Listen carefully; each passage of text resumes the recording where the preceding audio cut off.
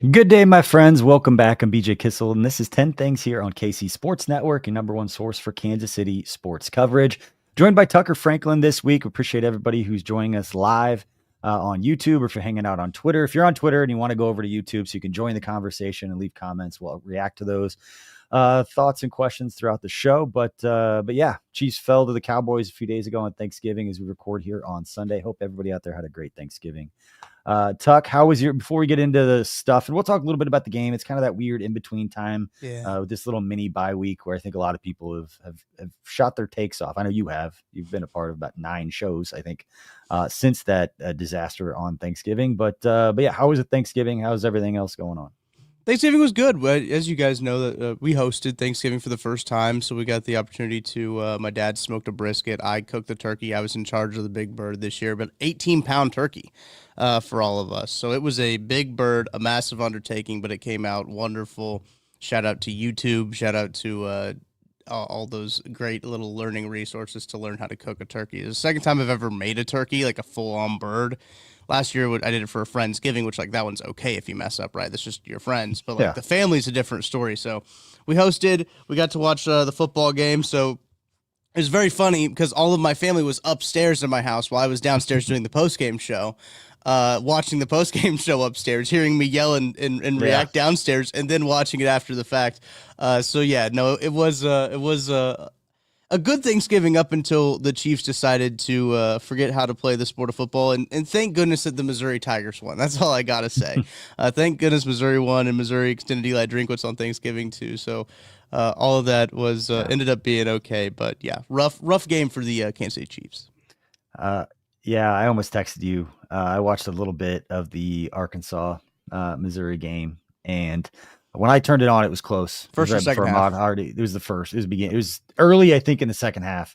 Because the broadcasters kept talking about how they were switching quarterbacks, and all I know is I watched the Arkansas quarterback throw like 2 swing passes to running backs in a row. Yeah, and all I could think of is if Tucker loses to that quarterback, the way that Arkansas looked awful. Yeah, they're not good. And not a good the game was close, and then Ahmad Hardy scored all his touchdowns and long runs, and I was like, okay, that makes more sense. But I'm starting to feel bad. I judge how I'm going to chat with you and how I know you're going to be based on how Mizzou plays. So I always check the score before I call you on a weekend. But yeah, I think I put it out on social, and it's not all my business, and her family's put it out. But my wife lost her grandma on Thanksgiving. We found out that she's probably going into home hospice, and it all kind of took place. We were at the Chiefs Colts game a few days before, in the middle of the game, when she found out that things were not good, and then found out that she had passed on Thanksgiving, and her family was originally in Kansas City with us because we're hosting, and we host every year.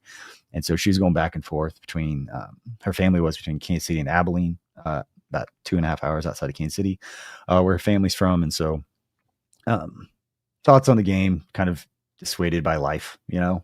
So I don't get as high or low on the games as much anymore. You know that. So I don't podcast as much about it because it'll become what you focus on. And so much for me, for the longest point of my life, was the Chiefs and how things were going and the content and all this stuff. I just don't do that anymore. And Thursday and Thanksgiving was another good reminder of why. Not to drag it down, but hope everybody out there spend time with your family. Wasn't super close with her grandma or anything, but it's definitely a wake-up call to what's important. But let's get into Chiefs. Let's get off this stuff and start complaining about things. Because that's what's most fun, right, Tuck? Yeah. I put this out. I know it's Bill Parcells' old quote that you are what your record says you are. And I think for the longest time with the Chiefs, it's an average team with above average talent. And I don't know, you've done enough post-game shows now. I don't know if you've kind of settled back to the middle. During the game, I see you tweeting about George Pickens and Sky Moore, and I'm like, okay, he's not ready to have a conversation. People aren't ready. People still won't let that one go. But I think an average team with above average talent. Yeah. It's the margin of error. It's the stuff that we talk about. I don't think they're as bad as people think. I don't think they're as good as people think when they point out to being a top 10 scoring offense and a top 10 scoring defense. The team looks tired and uninspired. Lack of creativity. Everything looks difficult. And I don't know how else to put it, whether it's getting pressure and having to send the house and go cover zero to get any sort of pressure on the quarterback, or offensively, Mahomes leads the league in scramble yards this year, even with the best offensive line. I know they were banged up against the Cowboys, but the best offensive line he's had since his first year starting. And he leads the league in scramble yards. So like nothing's been easy regardless. Yeah. And Matt Verderam brought this up on a show maybe a couple of weeks ago. And more than just like physically, like this team has played a whole lot of games, a whole season's worth of games more than any other team in the NFL. Mentally, this team just seems like it is spent and shot as well. That's an extra season of game planning. That's an extra season of putting stuff out there on film. So I mean, there's a lot that goes into it. I think from the human side of things, of playing all those extra games and having to be on the prime time of all these games and playing all these holidays and being the first Black Friday game. And, you're playing 11 games or 11 games in 3 days would be insane. 3 games in 11 days last year. And like, you're getting all of these primetime spots. You're getting these first opportunities to do these new types of things. They're going down to Brazil. Yes. They're going down to Brazil. They're doing Germany. They're going all over the place. Eventually that'll catch up with you. Right. And I think that like their margin of error last year, like, they were on the right side of so many different balls bouncing their way, and there was going to be naturally a regression towards that mean, right? Now, this is an unaggressive regression, I think, towards the mean of where they're at, but I think that's a great assessment of this team. Is like, you look at the individual pieces of this team, the best quarterback in the world. They've got a great offensive line. They're wide receivers, incredibly talented. Running back is the position where you're like, okay, you'd love to have a little bit more talent there, but you would think that some of those parts of the places where they've got top end talent would be able to be enough to carry them to where they need to be a winning football team. Right now, they said it's 6-6 this point in the season. I can't remember a Chiefs season where they were 500 this late in the year. Like, this is, it's very uncharted territory for a Patrick Mahomes-led specifically Chiefs team, and it's one of those things where you look at it and it doesn't quite add up logically. And I think that's kind of what messes with people's brains a little bit. Is like, they have good football players, but this team isn't playing good, and that messes with you a little bit. I think it does, because we got caught up, and you and I have talked about this, got caught up in so much of this. We're in a dynasty and we're the best team because we're winning all the time and we're in Super Bowls all the time. Yeah. But that whole time they weren't dominating anybody. Their differential was like 60 on the season last year. Like it, and granted, last year it kind of tailed off towards the end, but you're not as good as you think you are, even when you're winning. And even when the Chiefs were winning all these games, they weren't dominating and so much better than I think collectively the fan base thought they were, because they were winning. Like, it's right. You look at stats or you look at the wins, and it's like, it doesn't matter what it looks like. We're just trying to win and move on. Whereas a lot of people trying to have, top 10 in both. And it's like, on paper, you would have predicted this season to look more like last season and vice versa, with the way that it's turned out. But saw a stat against the Cowboys. They blitzed 48% of the time. And they were still not getting pressure. I think the pressure rate with a 5-man rush was 14%. That is what I put out there. And I don't know if this is kind of getting into the third one, and not to make this all about George Karlaftis and his contract. Because George Karlaftis is a good player. George Karlaftis is the number 30th ranked edge rusher. You put if you look on PFF, and grades are grades, right? Everybody's got their takes on the grades. How I look at grades is relative over the course of different years. I can look at PFF's grades and see, and jumping around here on my list, but Chris Jones, before this year, last 3 years, was ranked number 1 last year amongst interior defensive linemen, number 5 in 2023, and number 1 in 2022. It's number 59 this year. Wow. Does that mean that I believe that he's the 59th best defensive tackle in football? No, but does that mean that over the last 5 years, if we look at what's happened to the Chiefs defense, we can say Chris has taken a step back compared to what we've seen from him? Absolutely. Mm-hmm. Like, that's how I can use those numbers. And so everybody takes a step back. And with Karlaftis, you overpay most players. I've said this before, players are either underpaid or overpaid in the NFL. Right. And George Karlaftis, I was a little surprised. I thought his contract was on the higher end of edge rushers. It's really not. His average annual value is 15th. Mm-hmm. So at $22 million, there's a lot of guys getting paid more than he is. But again, you're paying on production you hope comes that you haven't seen before. And I felt like with the Chiefs defense this year, it was a lot of hoping that guys could hold on to the level that they were playing at and that everybody else was going to take a step forward. We were hoping that Justin Reed could be replaced by Jaden Hicks and Brian Cook, making the same kind of impact plays. They could be good young players, right? But that trade-off that we just assumed that the next guy was going to step right in and make the same kind of plays that they were before, and guys like Chris weren't going to take a step back like they have, hasn't worked out. And you pay George Karlaftis based on what he had done and the success of your team, I think, more so than the individual player playing to the capability of being a top 15 edge rusher. Sure. And I like that is the most frustrating one. Mike Dana's up there too in terms of frustrating contracts that they've signed. Like, again, this is both of those deals are Noah Gray. Noah Gray. I mean, it wasn't a lot of money, but like, where did Noah Gray until last week kind of disappeared this season? Right. That was one that was surprising to me. That was one that it felt like that they thought that Travis was going to retire, and so like, well, we got to have a tight end, so we got to extend him. It's kind of what it felt like. Then he didn't end up retiring. But with those two defensive linemen in particular, with Dana and Karlaftis, it seems like both of those deals were done of, okay, if it was an if deal, right? So it's like, this makes sense if they do this.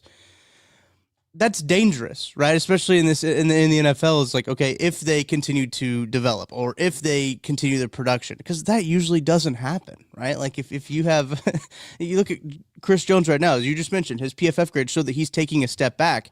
And it's not a surprise that the rest of the defensive line is taking a step back either. I think that that's kind of the thing is like Chris Jones was drawing so much of that attention as I beat my microphone, is drawing so much of that attention that those other guys could kind of eat a little bit off of there. Now it's not as now there's not that game that's going on. Now I know that George is dealing with that thumb injury that he has. He's kind of got that hand wrapped up and everything because as a power guy, I don't know how much that really affects him. And all that, I'm sure it does. I'm sure that really does affect him having. And I think Chris is banged up at this point. 100%. Especially at this point in his career, he's not out. I don't think any defensive lineman at this point in his career, as much as he's played, is 100% healthy. So there could be other reasons. I'm not going to sit here and say like, oh, they don't care, or they don't put in the effort. For sure, they focused on other things. Anyone who's ever listened to me, I don't talk about things like that. But now there's a large enough sample size. Look back, like the margin of error is there. Yeah, and I don't know, coaching staff's tired. Players look tired. I said it in Denver when we came back. We ended up not doing the show when I was traveling back with my son. When we went and traveled to Denver and watched, it's just between plays, everything, just the whole operation just looks, some people call it stale. I just think they look tired. Yeah. Like just kind of not going through the motions because they're fired up. They go out and play, but they're just missing some juice. And I don't know where you get it at this point. Because Andy, we're jumping all around on my list of 10 things here, but I don't know where you get it. And it's not coming from some outside hire. I see people talk about that. Andy Reid hiring somebody that he hasn't worked with before, I don't think it's ever going to happen. I'd be really surprised to see them bring in some name that comes from somewhere. Mike McDaniel gets fired and all of a sudden he's on the Chiefs coaching staff because he's an offensive mind to bring some sort of juice. You could criticize it all you want. I'm not predicting what I think should happen. I'm predicting what I think will happen. Right. And I don't see him bringing anybody else in that's not in his tree, that knows his system, that knows his language, that knows how he likes to teach things. It is really interesting because you talk about the juice factor of it. Kind of like we were both at the Colts game, right? You were at the Broncos game, watching the Cowboys game on TV. It seems like there is just a lack of juice. I don't know where that comes from. I really don't know, like how like. Was Willie Gay that big of a juice man that they needed Willie Gay back on? Like, is there some of those guys like your Justin Reed? Was Justin Reed that big?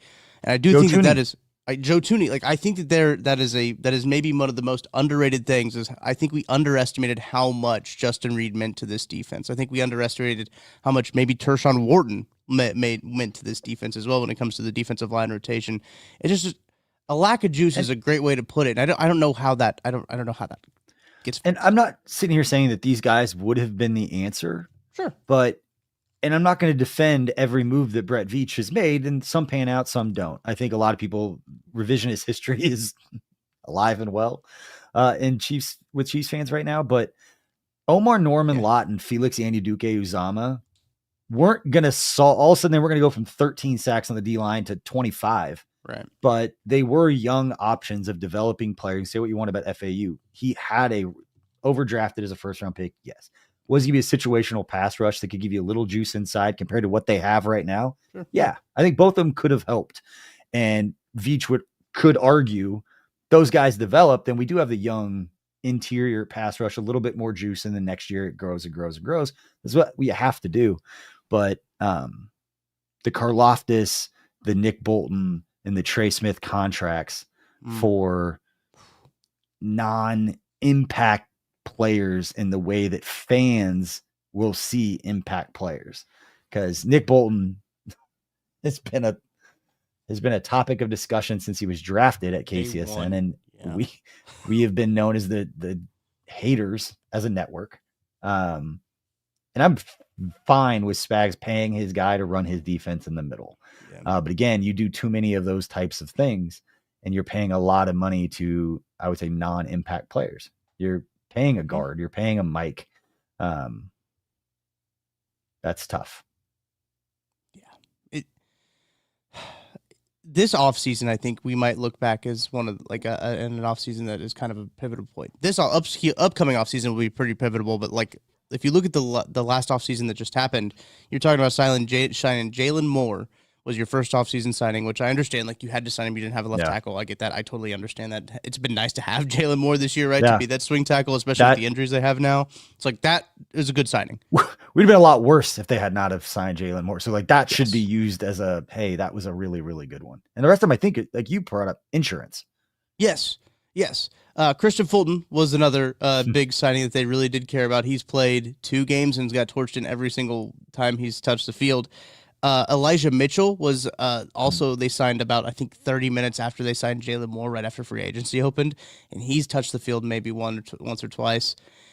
Their free agency this year, where obviously they don't bring back Tershawn Ward, they don't bring back Justin Reed. They do re-sign George Karlaftis. They trade Joe Tooney. They signed Trey Smith to this big deal. They basically signed to retain a bunch of people. They let some of those guys go, but then I think we all came into the season realizing that the defense was going to have a talent step back, but I don't know if we all realized how much of a talent step back that would portray on the field, right? I think we thought from a whole, I know that Matt Verder and I talked about this going into the season. As a whole, we thought like maybe the defense can keep the same level because they have a lot of the same consistent pieces. Well, but talent-wise, they did take a step back, and it clearly is something that has been a problem for them is the talent. And you think that Jalen Watson's going to take a step forward and go from like the young player that has made plays when he has a few shots. Not that it's been perfect, but like take a step forward. Jaden Hicks was the big one for me. I thought he was going to step into to where he's flashing to make the kind of game-changing type plays that Justin Reed. I mean, game-changing plays. I mean, flying down from a safety on a pitch where there's a bunch of space and there's a tackle for like a gain of 2 instead of a gain of 18. Right. And then everybody's chasing him from behind. So, that it's tough again, and hope is not a strategy. And when you're leveraging too many things that you're hoping that everybody takes a step forward so you can maintain where you are, you're in a bad spot. Yes. And I don't know outside of kind of what they did, and it just didn't play out well. The things that you would have to do to really make a difference would also be very unpopular. Brett trading Karlaftis. Yeah. Trading Trey Smith, doing the things that are uncomfortable with players where you better be a year early or side on the side of trading someone early. Because again, if I articulate this well, you could judge GMs based on how did you originally acquire the player and what did they leave with in terms of what value did you get out of them. He trades George Karlaftis for the championships and all the stuff they got, and then net at least what you drafted him with from a return standpoint, you're in a good spot. Do you think George Karlaftis would have netted what we used to get him in the first place? Or it would have been a wash? But instead, you pay him a lot of money, don't get any draft pick compensation for him, and then you're hoping that he can justify that contract, which isn't going to happen. Yeah. So all of a sudden, your net of first round draft pick plus the money, at the end of it's going to be like, I don't know, at best you're breaking even. Yeah, right. It's the defense is something that, especially, you talk about this game in particular against the Cowboys. They're coming off of a game against the Colts where they played really well, and they were the reason that the Chiefs won that game. The defense was, and now they go against the Cowboys, who let's be fair to the Cowboys. They've got a good offense. Like they've got CeeDee Lamb, they've got George Pickens. Dak Prescott is playing incredibly well this year. I've been really surprised by Dak. Turpin has been a really great weapon for them on all phases. That's a good offense, but there's no reason that Trent McDuffie and Jalen Watson should look like that against those wide receivers like that. It was disappointing for me, BJ. I don't know how you felt about it to see them play so well against the Colts, who was the number one offense in the country, in the nation, in the league. Is how you say it in the NFL. Before coming into that game, and then they go up against the Cowboys, who good offense, but like they should have been able to handle them a little bit. I don't know. You blitz 50% of the time. I know they got the first one on the pick, but you should have more opportunities. And when you get your hands on a ball, you got to take it away. What plays you expect people to make, and at what point somebody stretching out almost catches an interception, at what point you're like, that guy needs to make that play. Tough play, but like you got to make those types of plays. And again, you blitz 50% of the time almost, and can't get pressure without it. It's a bad spot, and you're very predictable, and I don't envy the position Spags is in at this point. Oh, no, not at all. Not saying he hasn't done things to put himself in this position. Not saying any of that. I'm saying at this point with him calling games, you're having to be just perfect. The margin of error for calling plays is pretty tricky, because when you do send the house and you have guys who cannot cover, you're having to try to be better than the offensive coordinator instead of letting guys make plays. It's a lot more on Spags, I think, than people would care to admit. I 100% agree. And there's some personnel things and choosings that are questionable on Spags' part too. I just looked this up because I was interested in Dak Prescott's numbers against the blitz. As you mentioned, Next Gen Stats has it at 48.7%, which is nearly half the time, right? Like, I mean, it's the highest blitz rate that Dak has ever that's faced this season. Against the blitz, he completed 15 of his 19 attempts for 190 yards and a pick. That's the fourth most passing yards versus the blitz in his career. He was only pressured on 7 dropbacks against 12 blitzes. So, only getting 7 pressures on 12 times that you're blitzing is.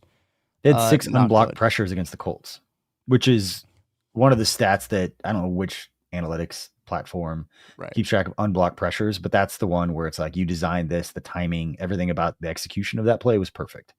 Offensive line was not prepared, quarterback not prepared to set it up. That's where game-changing plays type happen. You know, you try to get 3 of those, and those are the plays where you have an opportunity to do something. All right. Pivot real quick, and I don't want to spend a lot of time on this because I hate it, but I'm not going to blame the refs.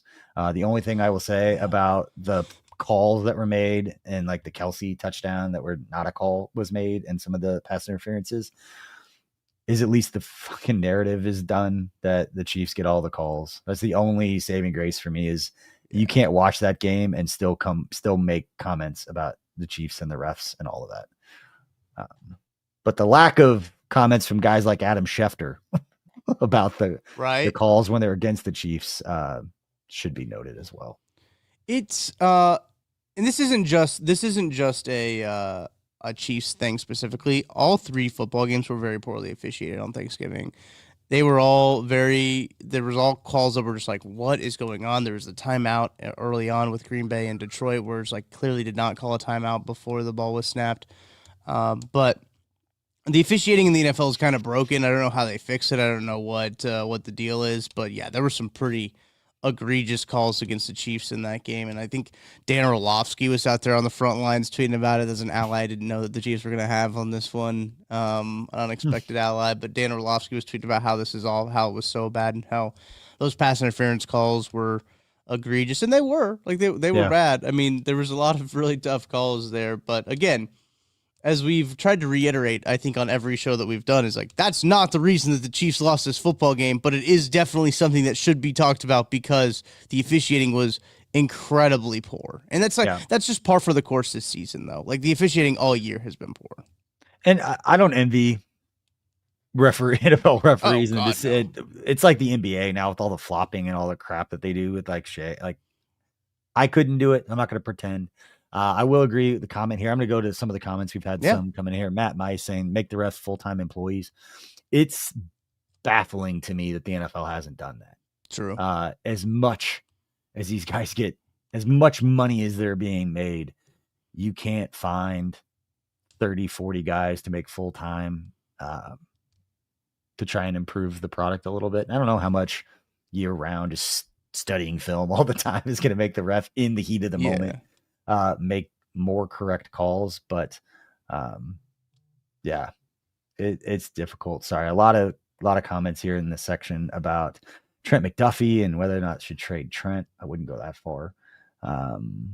You got to have your core 7 guys that you keep around. I think McDuffie should probably be one of those, but at some point you do have to figure out a way to get some assets because you can't just gamble on hitting on late round pick. You're not going to hit on the 37th pick with a Chris Jones like they did very often, especially when you're trying to improve the defense. You're not going to get any juice up front without overpaying somebody in free agency, which is a huge gamble. Trading and then paying someone, which is a huge gamble, which saw with Frank Clark. People still hated that pick, even though it worked out. Right. But yeah, sorry. We were spoiled with Matthew and Frank Clark as Justin Reed as leaders. Yep. Could say that I'm not going to pretend to know what's going on in that locker room right now. But what I can tell you from being there, like Frank Clark and Tyrann Mathieu changed that locker room when I was there. I saw the attitude of the defense change. Don't know. You can have all the attitude in the world, but if you don't have any juice, it doesn't matter. 100%. Yeah. You do. Excellent. Mastermind. Appreciate the comments about KCSN. We'll talk a little bit about KCSN at the end. Yeah. And sounds like, that was the one I wanted to respond to. Sounds like working for the Chiefs really drained you. No, I just wanted to spend more time where I wanted to spend more time. It was an awesome place to work. There were a lot of great people there. Nothing but positive things to say about the people and the time there. It's just different.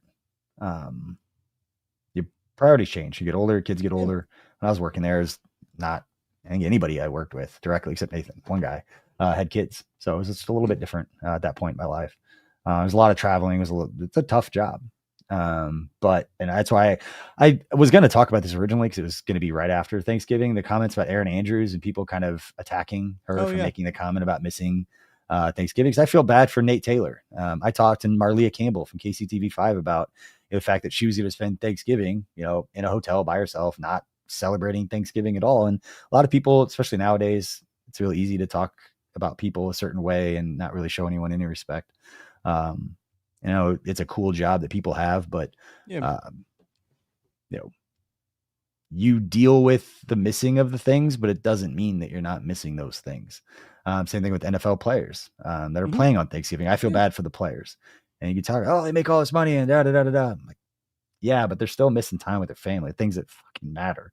Yeah. Somebody sitting in a hospital bed somewhere begging to have the opportunity that all of us are right now, to be out here doing what we want to be healthy. So, anyway, I agree. I thought that the people always do get on sports, like media people, for talking about having to do like work on, for talk about Chiefs specifically, right? Nate Taylor has a newborn child and he is now spending the first Thanksgiving in a hotel room in Dallas.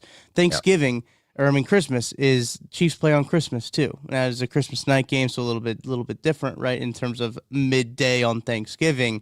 But that's, again, you have to think about not only the people in sports media and my dad was talking about this when we were watching it. He's like, they just showed the whole production crew of like CBS of like, she's like, I didn't realize like there's so many people who are working these games for people to watch, for people to go to. And you talk about stadium staff, you talk about people running the concession stand, the ushers, you talk about the ticket takers. I mean, there's so many people when you go down to the football team of just like, who are the guys that aren't playing football, who are on the sidelines, the equipment staff guys, the guys that are just support staff, all around, the people who I do not envy this job of having to organize the travel and everything.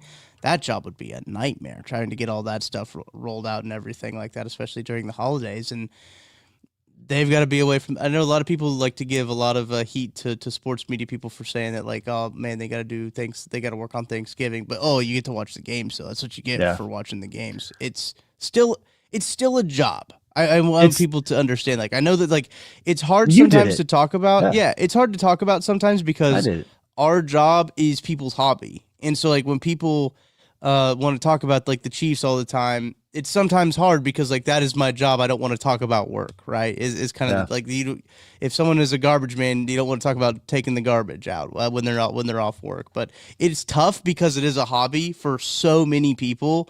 But it's also part of the, like the deal that you sign up for, right? I mean, so like I see both sides of it for sure. But yeah, I did think that the backlash was kind of a bit too much, I thought. Yeah, I mean, backlash on anything nowadays is going to be like that. Yeah. And yeah, I did this for a really long time. And I know people look at sports media like, oh, you can talk about sports for a living. Like, oh, it must be so cool. Like, it's like you said, it's a cool job. It's still a job. The Chiefs job is a cool job. It's still a job. Mm-hmm. There's still things about it. There's still things about this job. As cool as KCSN, I would reach out thinking that it's easy. 100%. Yeah. Not easy at all.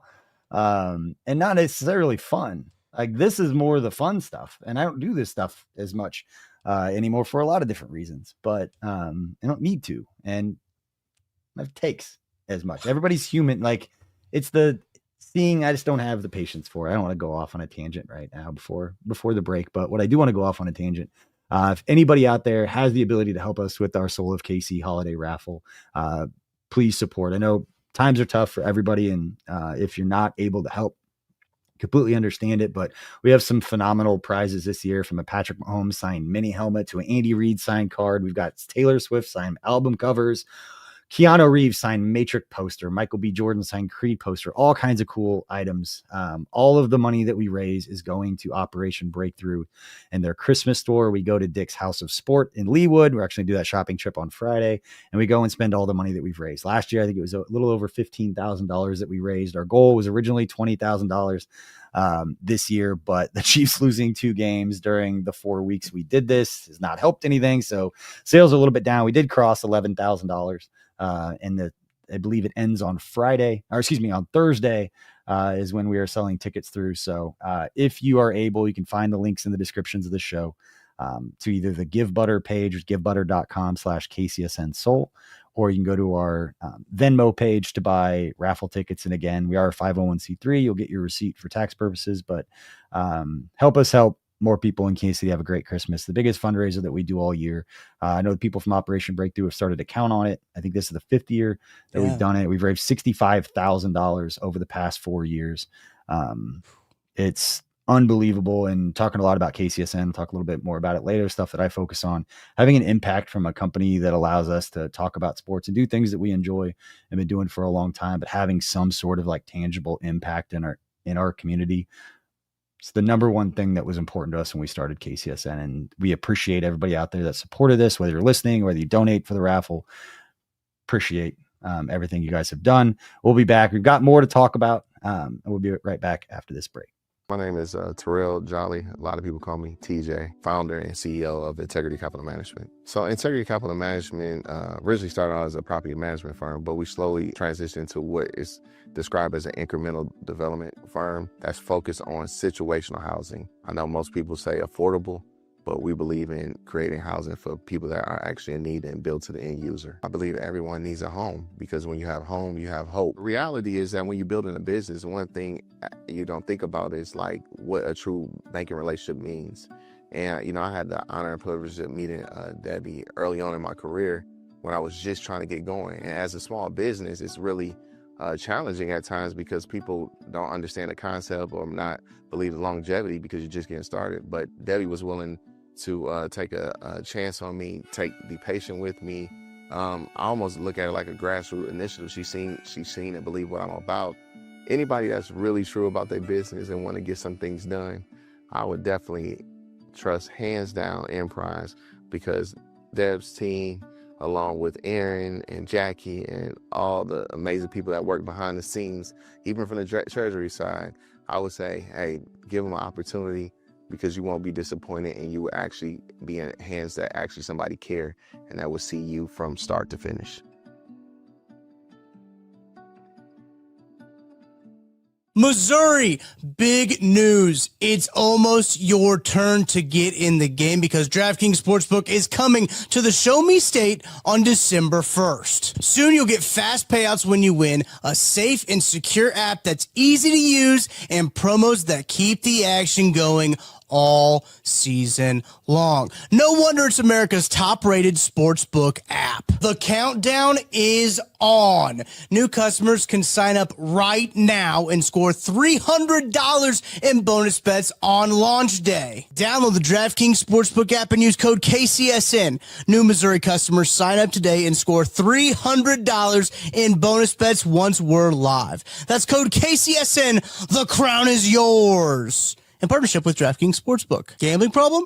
Call 1-800-GAMBLER. 21 plus, physically present in Missouri. Eligibility and restrictions apply, subject to regulatory licensing requirements. Bonus bets are not withdrawable and expire 7 days after issuance. For additional terms and responsible gaming resources, see sportsbook.draftkings.com/promos.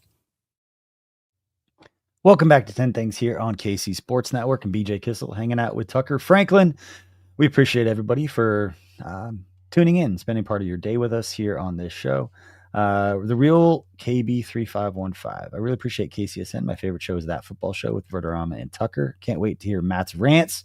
It's basically this show, but instead of a ranting East Coast take guy, you just get my watered down, just everybody love everybody, respect people for being good at what they do takes.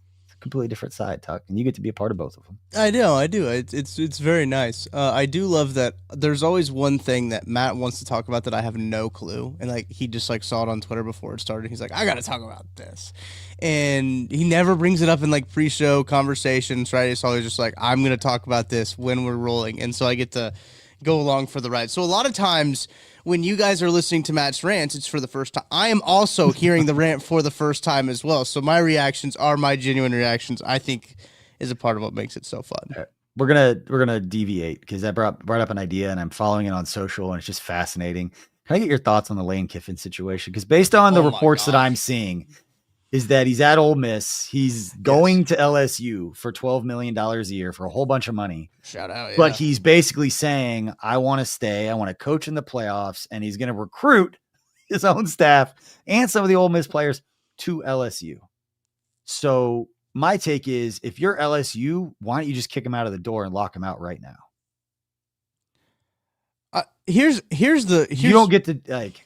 Yeah, it's very interesting because I don't know if this would have been a problem if Ole Miss didn't give him like the ultimatum, right? And this is the most successful season in Ole Miss history, and Ole Miss is actively sabotaging it by telling their coach that he has to make a choice to either coach them in the playoff or go to LSU.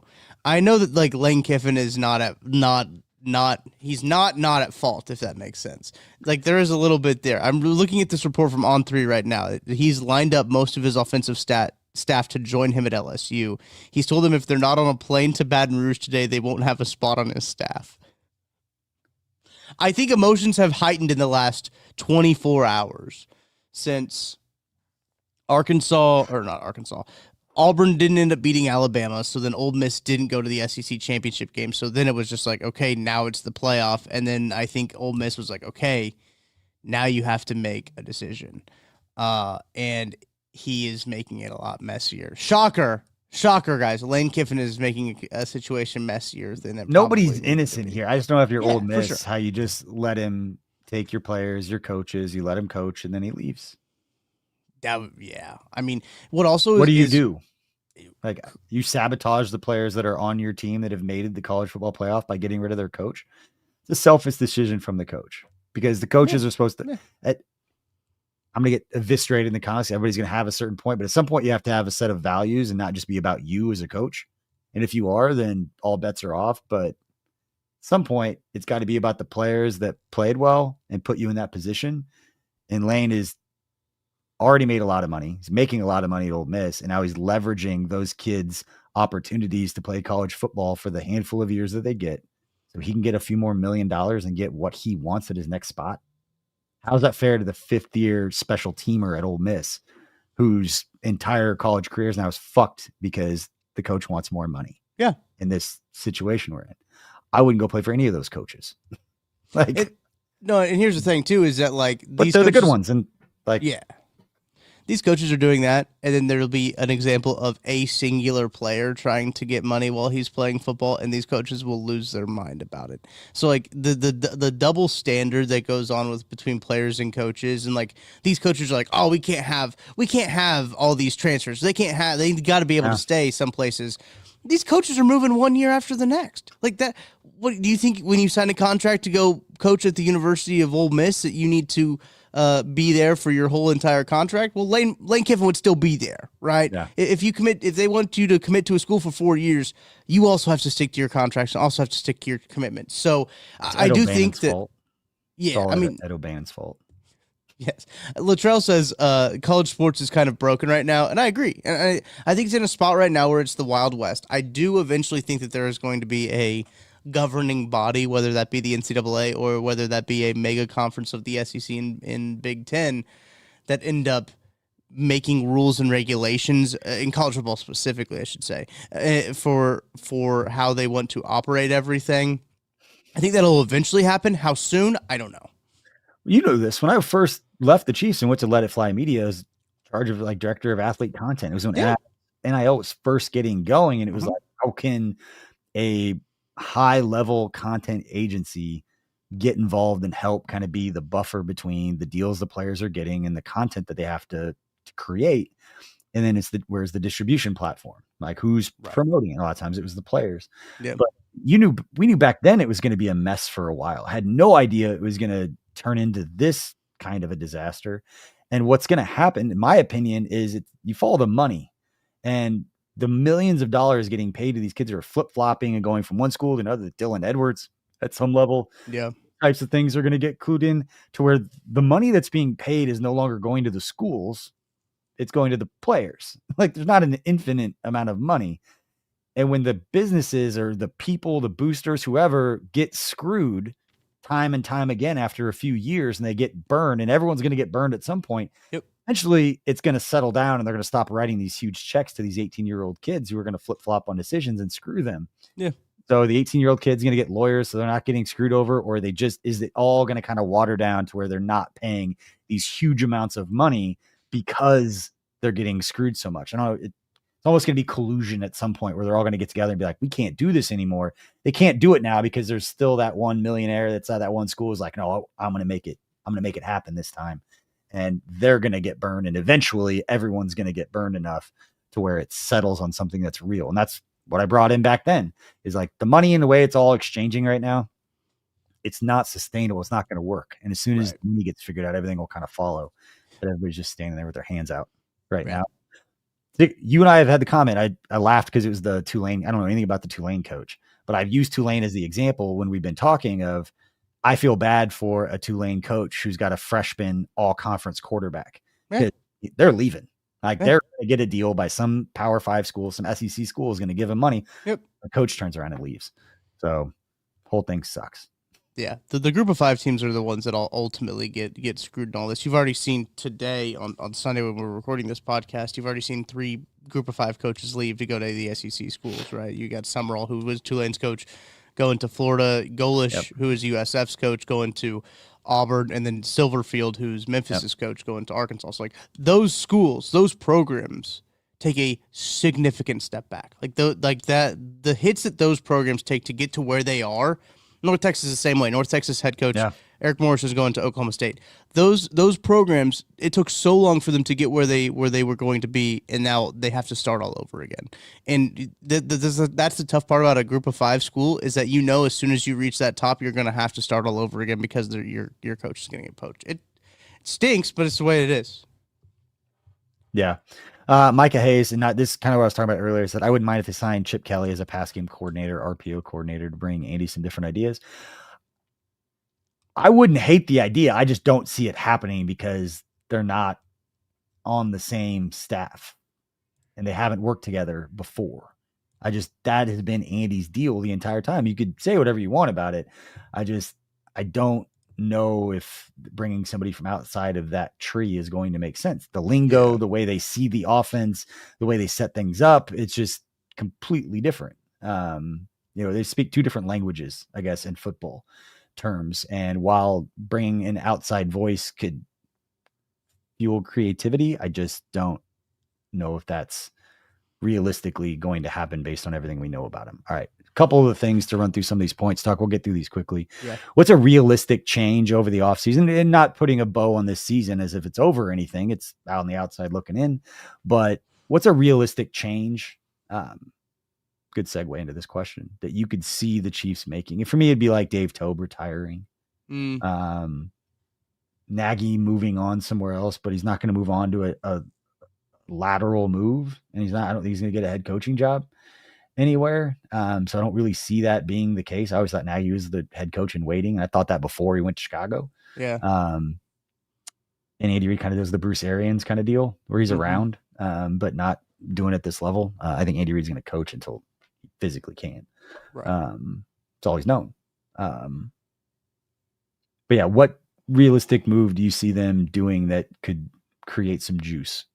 Yeah, that's a good question.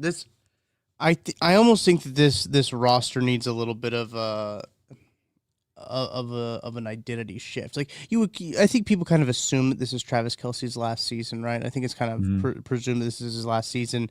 There's one of your core three guys. Chris Jones's contract is massive next year. I don't know. They really can't move him, so I don't know if they would even want to move him or if they would entertain that. What team would want Chris Jones, right? Like that's going to be something. But they're going to need to probably cut off a lot of the weight in terms of the Mike Dana contract, the Drew Tranquil contract, the Jawan Taylor contract. Like this team is going to look and probably needs to look differently than it did last year or the year before. And I think that there needs to be some overturn in this roster. It needs to be bringing some new guys in, bringing some new blood in. I think the Dave Tobe retiring thing makes sense, right? Like I think that would make sense. I'd be curious to see Nagy's name brought up, maybe even in college football, right? If he wants to take a head coaching job elsewhere, but it's not the NFL. I don't know if he has any interest in college football, but it is a place for him to go in terms of that. I know that Nagy's name was brought up for Tennessee. He obviously has the Borgonzi familiarity there with what's going on in Tennessee. Who knows if he even wants the Tennessee job, because that roster is kind of a tire fire, and that's kind of a no-win situation, I think, for any coach that takes that. So realistically, I think that there's a lot of things for us to talk about, like what they could do unrealistically, right, for the roster. But I think that realistically, there probably won't be huge changes made, just some pretty minute ones that I do think could make a difference. As you mentioned, like bringing in maybe having a new special teams coordinator could help a little bit. I'm not saying that's the answer. Right. No. I'm not right. 100%. Like, I'm not saying that's going to change everything. That's mission not gonna accomplished. Make the Chiefs, right. Dave Tobe retiring makes the Chiefs 6 wins better. No, that's not going to happen. But maybe I don't know if they're in a lot of weird spots with like the contracts that they have, right? We just talked about the Bolton contract, the Karlaftis contract, the Jones contract, the Trey Smith contract. Mahomes' contract, I think they can manipulate easy enough for them to kind of like redo. Like his cap hit next year's like $76 million or something like that. It won't be $76 million, but they're in a weird spot right now with all those other tertiary contracts that they have signed. How they can kind of manipulate those and see if they can get back on the free agent side. Right now, I think they'd be picking 14th, so they could get a pretty decent football player at 14th. So that could obviously help too. Yeah, at this point, are you tanking? Are you saying tank for draft picks at this point, Tyler? With a 44% chance of still making the playoffs. No, I'm not saying to tank quite yet. If they lose to the Texans, man, it starts to get like they're going to need a lot of things to happen for them to make the playoffs. But we'll get to some of this stuff later as it relates to KCSN and put a bow on it at the end. But we kind of talked through this, and this is a quick answer for you. What's the most surprising aspect of being at 6-6 right now? So if you would have, before the season started, fast forward, they're 6-6, and you're looking at like kind of how it's happened, what would be the one thing you're like, that was the one thing I didn't see coming at all? The fact that Patrick Mahomes is healthy and they're 6-6 is probably the most surprising factor of it. I think, let me double check this real quick. I think that Mahomes leads the league in passing. Now he's played one more game than a lot of them, but like I think he might be second. Who's first? Is it like Darnold? Dak. Oh, okay, that does make a lot of sense. Drake May's right there too. I was just looking at it. Yeah. So I was looking at the top teams in the AFC have running games. Yeah. So I mean, it's Some one of the things I would. The Patriots. Yeah, I mean they have Travion Henderson at least.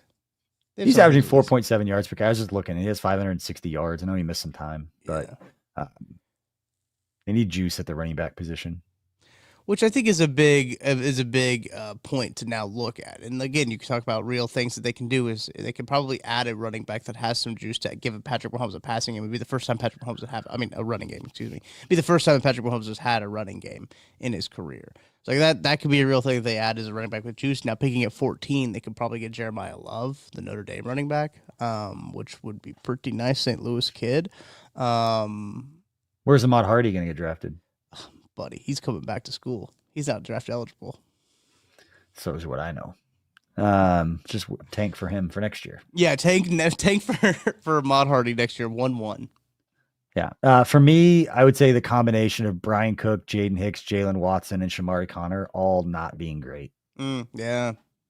You would have told. I thought Jaden Hicks before the season was on record saying I thought that was going to be his season. The way that people talked about him and the position that he was in was going to be the one that would lend itself to, at least we thought, to making those kinds of plays.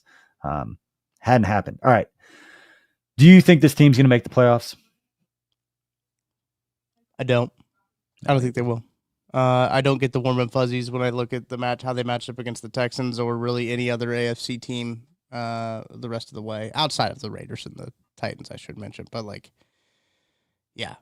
I don't have good feelings. Yeah. I don't know if I've ever predicted them to not win games and not do it. I just everything looks so difficult. Yeah. It feels like it's taking everything they have. And I mean Mahomes offensively, and not that he's been super sharp, but you go back and look, and I'm being nitpicky on 2 passes that he made when he threw for 352 yards. I feel like we're holding him to an unreasonable standard because it is the only opportunity that we have that I think there's a better chance that Mahomes makes a play that only 2 quarterbacks in the NFL could possibly make, rather than we hit an open hole on inside zone for more than 3 yards. I think there's I'd rather have Mahomes scramble on 3rd and 10 and believe that a receiver is going to get open on man coverage, which is saying something with this group.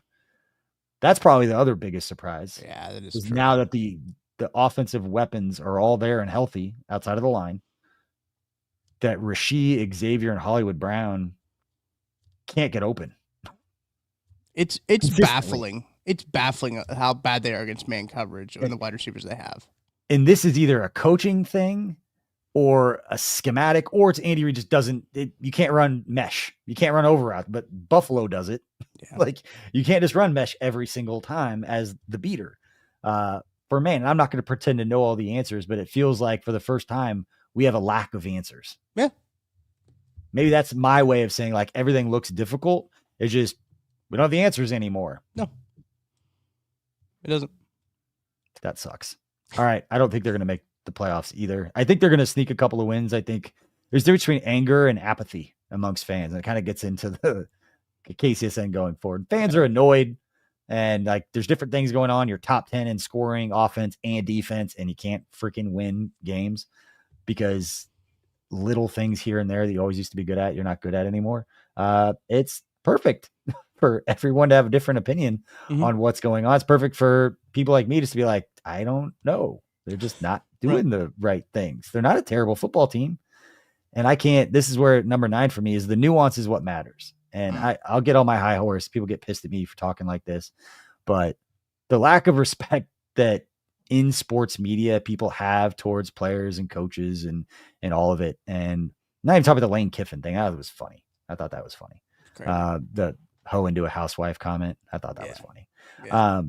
But in general, we dehumanized each other in a way that's super annoying. And it makes it really difficult to have genuine conversations with people about things. Craig Stout and I used to say at Arrowhead Pride, it was our place to intelligently discuss things that we really don't have any idea what we're talking about, but just kind of our little corner of the world where we could all just talk to each other about it.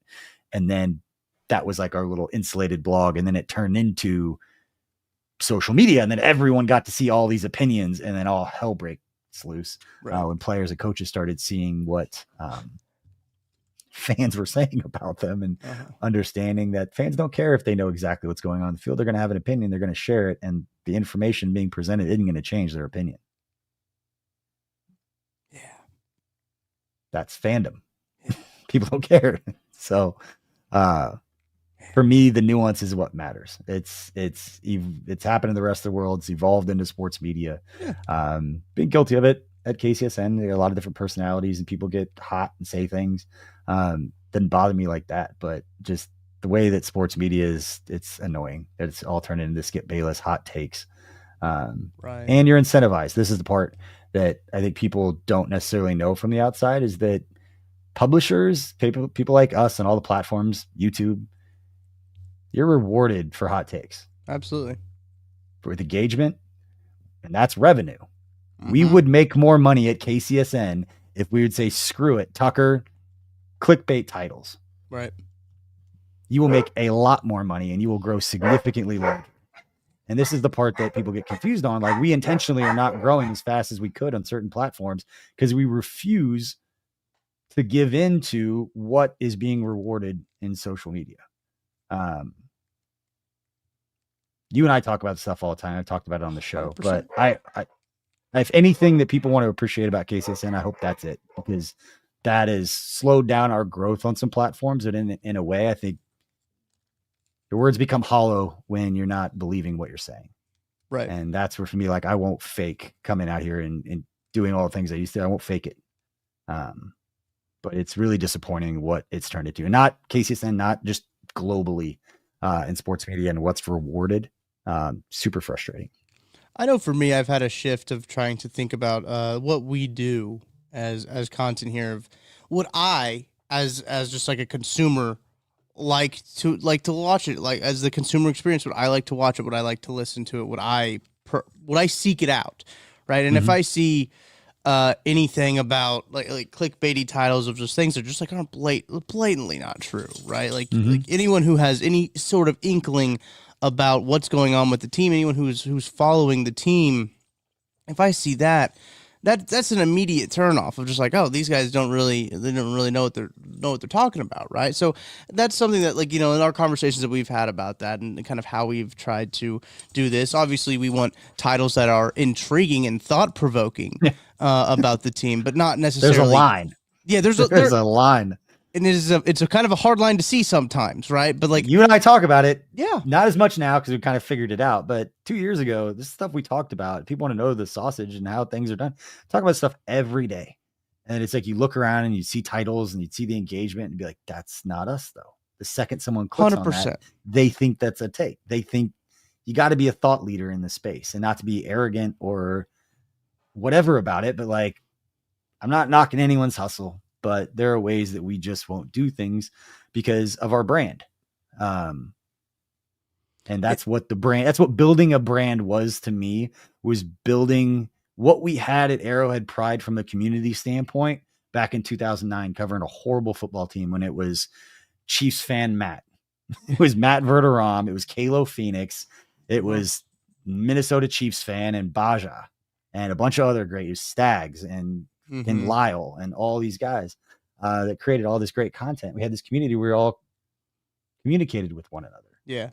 So that's kind of what the Discord was, but I appreciate the people that understand that and that have commented. And it's my favorite comments that I get. My favorite emails are about the content and the global of what we're doing, because I didn't do anything. A lot of people. That's not true. You did a lot. Where we are right now, and I've said this before, I'll give Tuck his flowers. Where we are right now as a company is because you figured out the day-to-day so I could look forward. Yeah. I used to have to worry about next week all the time. Right. And now Saturday of Thanksgiving, spent all my time planning for June and July.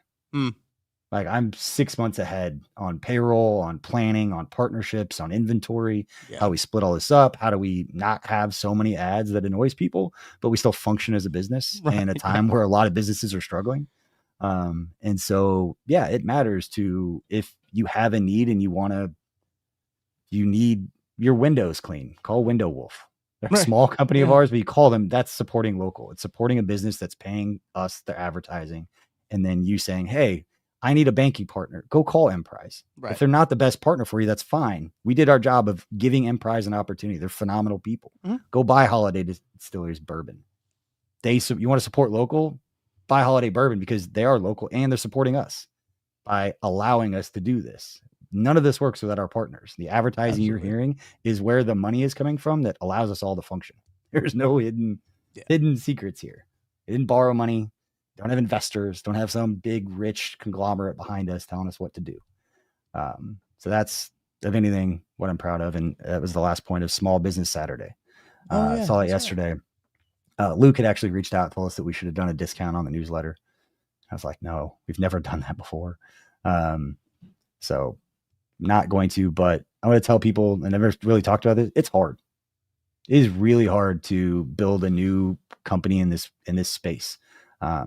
Even a new company, you're competing with established media companies in some ways. I don't really see us in that way. I'm competitive like that, but we just want to be successful with what we do and draw value for the people that are paying attention to what we're doing. And we do that because of the lab, because of Only Weird Games, because of our soccer shows, and because of the Royal stuff and the college stuff. Like, there's 35 people creating content for KCSN. And everybody wants to make it about me, and I'm the only one not creating content. I'm just making sure that they all can get paid. So appreciate everybody's support. Sorry for the rant on that, but feel like a good time to talk about it, and people make comments about KCSN and how much they enjoy it. I just want to say it's not easy. And it is as local as it gets with our partners, with our business. And honestly, ideally for us, all of our partners and everything's local. And so everything that we do is local, and maybe one day we'll get there.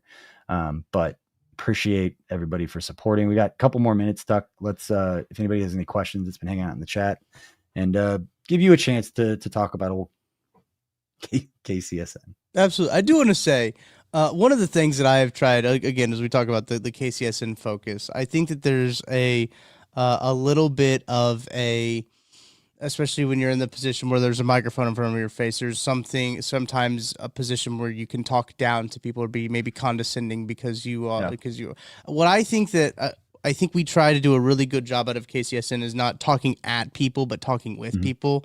And I think that is a huge part of it. Is we don't want to be condescending. We want to talk with you. Like that is the big thing. That's been my at least big focus, especially with that football show, the streams. I see DFizz, I see Ed, got all these names. I see all these names in the chat that I see every Tuesday, Wednesday, Thursday at noon, right? Micah, like all of these guys are hanging out with us all the time.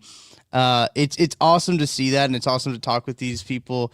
I do love it. I really do love the community, and like as you mentioned, like the community is the big aspect of it, of what all this is, and it's a lot more fun to like watch the Chiefs really suck on Thanksgiving and then be able to go and complain with a bunch of other people, right? Instead of just like sitting with yourself and having to wallow in it. Like that's a lot more fun to come and complain with other people. So that's what I think we talked about that on the post game show too, of just like, we appreciate you guys not only just rocking with us, I guess, and just like hanging out with us and giving us like, obviously none of this would happen if like people weren't watching right now, right? So for people hanging out and watching and just trusting us, I guess, to talk about their favorite football team is really special as well. So again, I just feel like that need to be shouted out, all those people. 100%. And I love that you're in that spot where it's a value add for you in that space. I think nobody ever tell me one time where it's a good idea to tell somebody else how they should feel about something. Oh yeah, no. Whether it's the Chiefs, whether it's your relationship, whether it's politics, anything with family. I mean, we're dealing with the stuff with my wife's side right now. Like nobody has a right to tell anybody else how they feel about something. And the world would be a lot better place if you would stop putting how you react to something on other people, because everybody's got different reasons. And so, anyway, all that's a long story, Shay. Tuck, I appreciate you saying that. Appreciate all the comments and all. You see me out and about with my family or whatever, you want to say what's up. I know some people have messaged me after the fact or DM like, hey, I saw you, but I was nervous to come say, like, I don't take myself very seriously at all. I take the accountability I have to come through for other people that are counting on me now. I couldn't take more seriously at KCSN. But outside of that, if you see me, I'm joking. I'm always crying. I'm not a super Tucker's laughing because he knows. Yeah. But the dynamics of finding a way for me to be accountable in a real way to other people while maintaining my why is why I'm so proud of KCSN. And it's why I'm fiercely protective of it, is because that part got right. It's all the other stuff that we got to keep getting, creating good content. We have phenomenal people doing that. We've got a lot of really cool stuff planned for the future as we approach our 5-year anniversary this offseason. That's crazy. Yeah. I did look up that stat that 98% of businesses fail. That's a made up stat. That's not even real. It's a good bulletin board thing, right? It's a good bulletin board, but it's like 60. It's not 98. It's like 60% of businesses fail. So anyway, anybody got any last thoughts before we say goodbye to this drug on last 20 minutes? But appreciate you. Yeah, no, everyone's just telling us how good that football show is. We've trained our fans well to tell us. We at the end of every show, Verder and I say, "Dude, you have to great job of telling me how good I am." Yeah, no, we've trained Verder and I at the end of every show. We do say that. Make sure to tell us how much you like us. That probably because I see all the comments.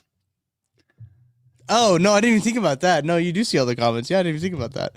No, I also do a thing where my phone is always I get a comment. If you leave a comment on a Mizzou channel, I get a push notification. If you leave a comment anywhere, my phone is going off. So my phone is constantly going off. That's one reason I need to get an Apple Watch is it'll keep me off my phone quite as much. So I won't look down every time it goes off. Realize it's just somebody praising Tuck because he's fishing for compliments. Yes, we just like people to tell us how good we are. We're trying to start. Matt and I have been trying to start an intra-network beef with like that football show with like only weird games. So like people would have to tune in to watch to see like who's going to say what next. It was Matt's idea. I don't know if you could tell that was Matt's idea, but amateur hour. Get into it with Dirk. Yeah. That would be a good one. Yeah, we thought about the lab, but like those guys are too lame. Not the right. Right, they wouldn't care. Get into it, Coleman. Brett will get into it. We should definitely, and Brett would definitely do that. I should call Coleman. I should call Brett like a. You don't have to tell him. He'll just get into it. Texans week. Oh, dude, yes, I'm definitely laying into Brett.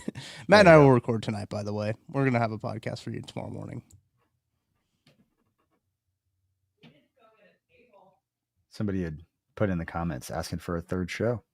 That football show. I don't know when we would do it, but it's going to turn into between 12 and 1 on Tuesday, Wednesday, and Thursday. So Matt, yes, that's what it's going to end up being. We're going to turn into Pardon My Take at that point. If we're going Monday, Wednesday, Friday, like that's what they do. I don't know if I don't know if you need that much of us. It's got to mix up the content. Yeah, I think we could figure it out. I like your chances. Still trying to figure out this show as it continues to drag on. But appreciate everybody for spending part of the day with us, and absolutely apologize on the family stuff, but yeah, getting ready to head out with the family now. Take care of your people. Yep. Make the phone call. That's all I got. You want to take us home, Tuck? Make sure to hit the like button, hit the subscribe button. Latrell says Tucker After Dark. You guys don't want that. That would not be a very great time for you guys. Tuck After Dark would not be good, but appreciate all you guys. Yeah, go ahead. You remember the uncensored show that we were going to do? It was like one of the first ideas that we had of a show where it was just me just shouting off takes. Yeah, it's turned into that football show. So it's turned into. Yeah, that's a good point. It's more realistic because I'll fire them off, and then like 5 minutes later, it's like, all right, I'm good now. No, this is what you should do: is you should have a segment on that football show where it's just called BJ's Takes, where you come on and you just let them off. You just like think like you're in a room. It's like Creed Bratton's blog that's just a Word document. Like that's what you do: is you just like shout them out there, and then we're like, all right, that's BJ's Takes. That's what TikTok was gonna be. I was just going to send rants after games. Yeah, actually. And just be like, this is our TikTok content that's not repurposed in the same vertical stuff that we do everywhere else. Something unique to TikTok. But yeah, that could actually, be probable. But Appreciate everybody hanging out. Make sure if you are watching, if you are listening, go enjoy the Soul of KC raffle. Go help us help the people at Operation Breakthrough, those kids at Operation Breakthrough in their Christmas store at the Dick's House of Sport as well. We'll be shopping there. Tickets through December the 4th. GiveButter.com/KCSN Soul. We appreciate you. We got so much more for you here at KC Sports Network. Be locked in here. Hit that like button, hit that subscribe button, and we will talk to you later.